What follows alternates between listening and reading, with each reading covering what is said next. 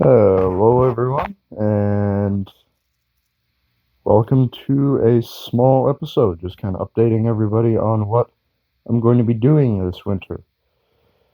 First of all, I've been making tools. This entire bar here, excuse the mess in the background, it's always messy here. This bar, 4340. It's I don't have a certificate with this bar, but it had 4340 written on it. I looked it up. I have compared it. I've used it for hammers, and those hammers have seen some heavy use, and they have not had so much as a scratch on them. So I'm going to be using this whole bar to be making striking tools or struck tools, like this fuller. I'm going to be rounding off this fuller more, and it might turn into a hammer. I'm not happy with the eye on this one. My finger is resting flat on it. I don't know if you can see, but it has a very steep um, eye in one direction. The top of it's relatively flat. I'm not very happy with that. I may turn it into a straight peen hammer. It certainly has enough mass. So, yeah, turn it into a straight peen hammer for myself. All of these other tools, actually not all of these other tools, because these three right here I'm probably keeping. This guy right here, I'll be making a video on it and a couple of other set hammers I plan on making. A set hammer is a struck tool, kind of ironic, it's called a hammer, but it is a struck tool. It is used to make flat areas and sharp corners.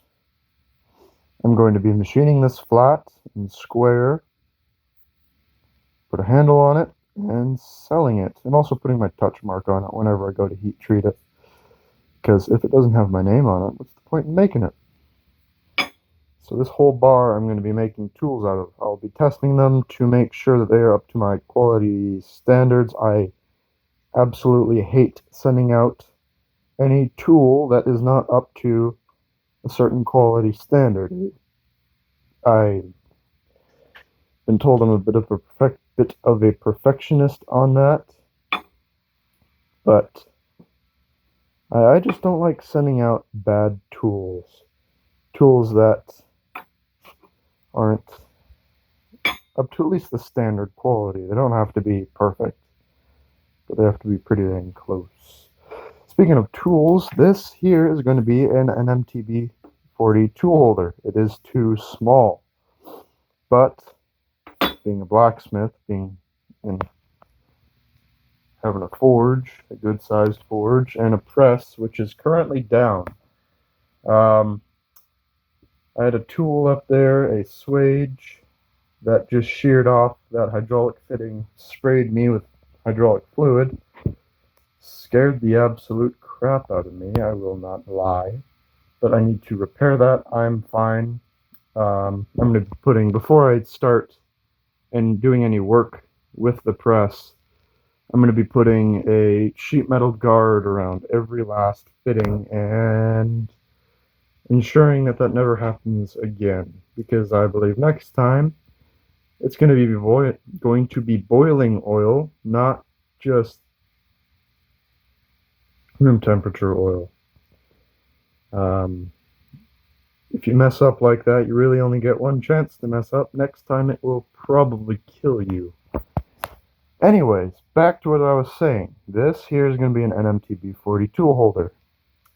I'm going to forge out the very rough shape. I have this tool that I made quite a while ago, which is the same taper as an NMTB 40 tool, just a bit bigger to allow tolerances for machining. And the reason I'm forging it is because I need a tool holder,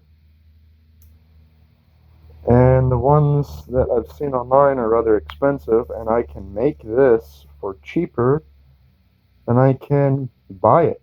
I'm probably not going to be doing that very much unless I get a bigger motor for this press, because it will be a relatively slow process to do it. and I will be making a video on this, on the machining. You weren't supposed to do that. On the machining of these tools. I would love to be able to machine the fuller on this, sort of rough grind it, and then finish machine it, but I do not have a form cutter of that size. And also, I did buy an arbor for my mill. I didn't have an arbor of the correct size, so I bought one. They told me it was a 1 1/4 inch arbor. They sent it to me. It was a 1 1/2 inch arbor. I asked them about it, and they admitted the mistake that they didn't have a very good system of keeping track of their arbors, of that specific set of arbors. There were about 7 of them that they're selling. You basically chose one. They didn't have a numbering system. It was just that one on the left. Or, yeah, that one on the left. That was right. Oops. And so now I get 2 arbors for a pretty cheap price. I'm very happy about that. I'm very happy with the company, and I will be buying from them again. The way that they handled it and the speed at which they handled it, I'm incredibly impressed. And even though they did mix it up, it's not a huge deal. It was kind of annoying. It took a week to get here because it was in Louisville, Kentucky, and I am in Washington. Quite a ways. But I'll be machining that. Today I'm going to be softening this hammer, heating it up. This is the 1 1/2 inch arbor. It was all frozen up whenever I got it. It was rusted. It's such a tight fit that it rusted shut, or not shut. It was frozen, basically, with a very, very thin film of rust. And all of these are hardened, so I could just use mild steel punches to get them off. It wasn't an issue. Speaking of mild steel, the reason I'm softening this hammer, my tangents have tangents. Softening this hammer for this punch, because this is an S7 punch that has been hardened. I've tried to soften this as best as I can, but I still don't trust it. This is to make the eyes of hammers and other tools. It can go from a pretty small eye to a very, very large eye.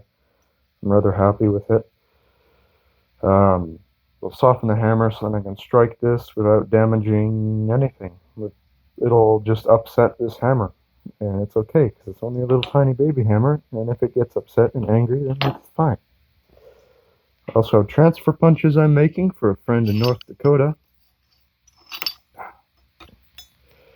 A set from 7/16. It was a bit of an odd range. 7/16, 3/8, 1/2 inch, 5/8, 3/4, 7/8, and 1 inch. Obviously, this isn't all of them. That's something I'm working on today. I just haven't had much time. And also, all of my carbide has shit the bed, as they say, so I'm kind of having to scramble for other tools. Don't have a lot of money for extra carbide.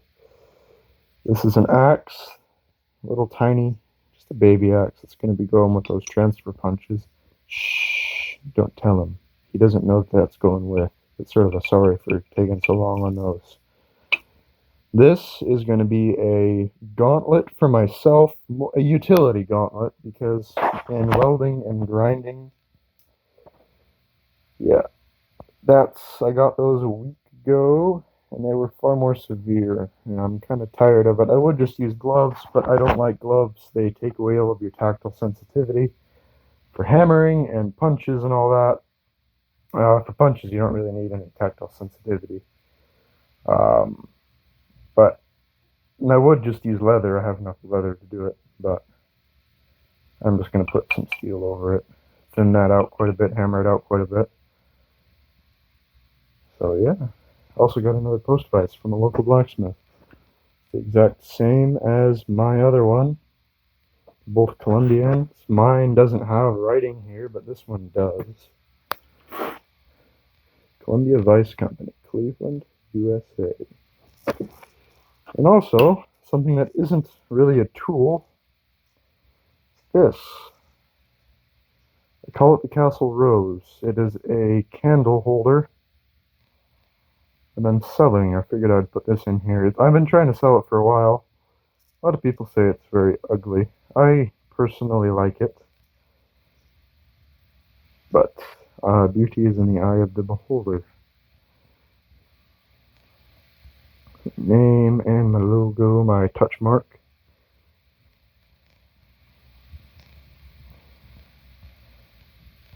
I couldn't really photograph this very well.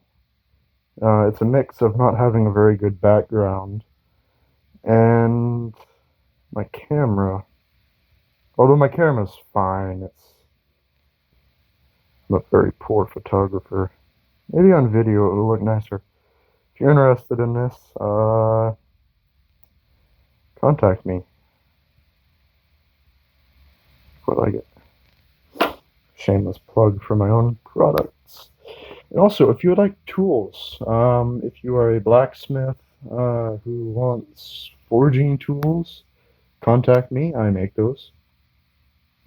And if you have an idea for a tool or a project, a metalworking project, then contact me. In the future, I would like to run a job machine shop, slash blacksmith's shop for sort of decorative and useful items, tools, any repair work, anything like that, and also prototyping, just general metalworking that requires, either forging or machining. I have a horizontal mill, obviously, and I'm probably going to be getting a larger lathe soon. Probably make videos on that. So, I think that's all I want to say. Also, you can expect in future videos a power hacksaw, because I'm not a big fan of this here abrasive saw. It works just fine, but a very messy workbench and a lack of proper safety. Don't worry, I have 5 fire extinguishers and I know where they all are. It's just messy. But I would prefer a power hacksaw so that I can cut larger stock, like I have down here, some 3-inch round stock. I used to have a bandsaw, but it wandered horribly. So I also have some 2-inch stock. I do have a broom. But yeah.